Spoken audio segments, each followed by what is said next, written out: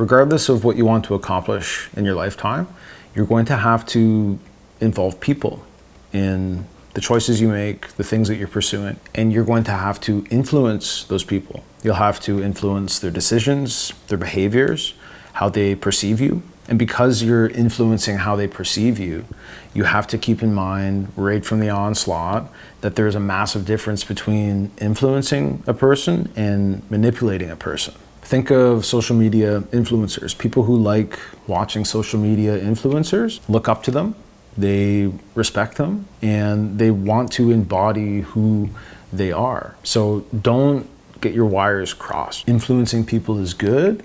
Manipulating people is bad. In knowing this, let's look into how we can influence the people who are going to effectively give or take away every opportunity we're ever going to be presented with. We're going to start with a guy named Chris Voss here.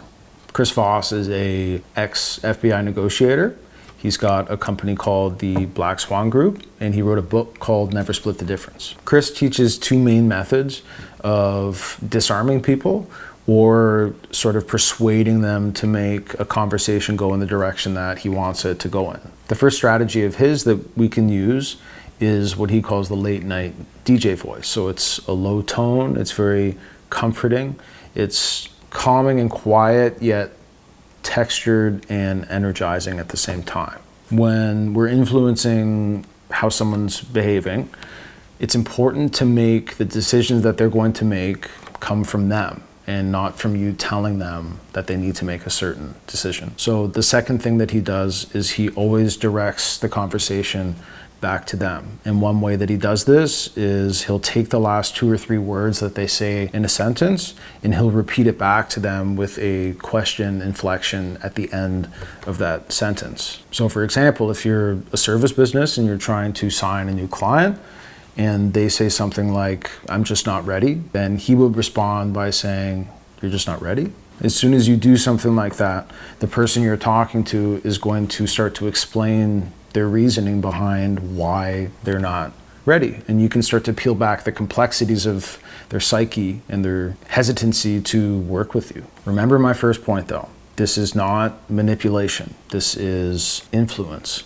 If you're a scammer or you're a part of a pyramid scheme, like one of those multi-level marketing things, then that's different. You're manipulating people, but you're a good person. You want to help people. In regards to being there to help and putting others first, I want to look at Dale Carnegie's book, How to Win Friends and Influence People. The entire thesis of the book is that by putting others' needs first and genuinely wanting to help them, you can attain anything that you want in a social or business interaction.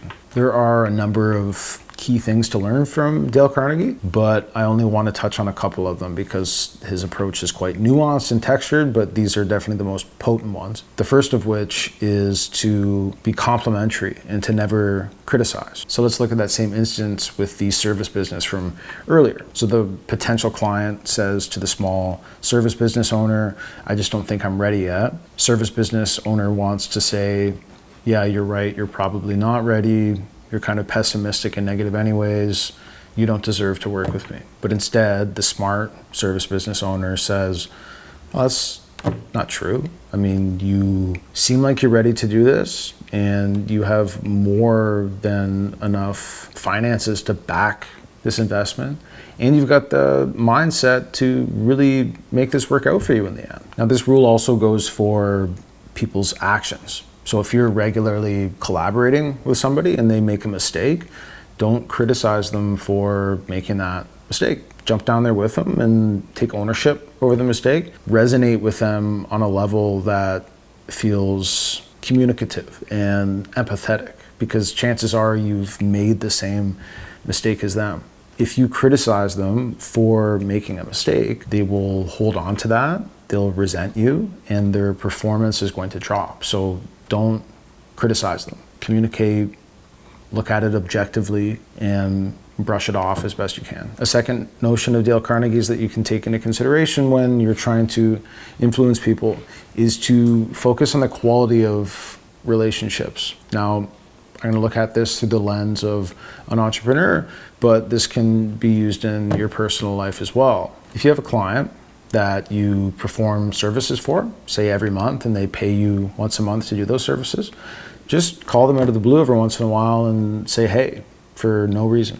Of course, you can get more nuanced than this. I mean, you can give them Christmas gifts, you can take them out for dinner, you can go see a concert together, but the bare minimum is just being a friend and calling to see how they're doing in life in general, to treat them like a human and not like a number. The reason this is so important is because when you treat somebody like a human and not like a number, like a balance in your bank account, it skews the influence that you have over them in a ethical and honest way. Because when it comes time to make an important decision, they're going to choose something that is going to be in your best favor because you have their respect, you have their trust, and they just like you as a person. The last strategy that you can use to influence people to do the things that you want them to do is to look after yourself. This will be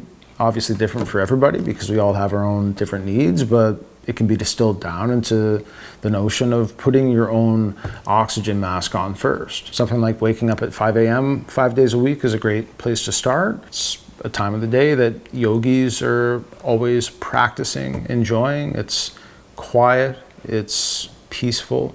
No one else in the house is awake. You can pray, meditate, read, write, exercise. You can just do you. When you operate like this, it gives you the time to practice the patience that's required to make use of these strategies that I've shared with you here. Something strange happens when you force yourself to get out of bed before the sun comes up. It's the intentionality of it. You intentionally get up at a weird time. That's hard, right? And it's not about the literal hour that you gain, assuming you wake up at 6 usually. It's about the intentional aspect of it. You chose to do this.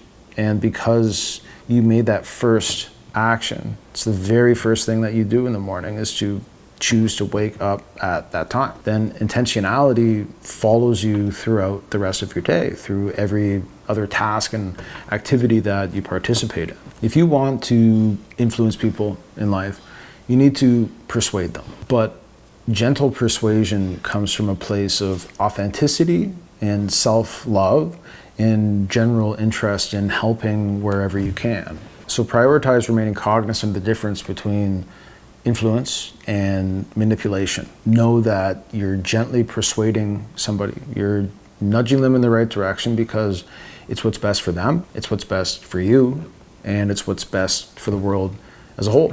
Thanks for watching, guys. I appreciate you stopping in. Check in next week, or maybe later this week. I'll have another video up. I'm not sure how often I want to keep throwing these up. Maybe once a week, maybe twice a week.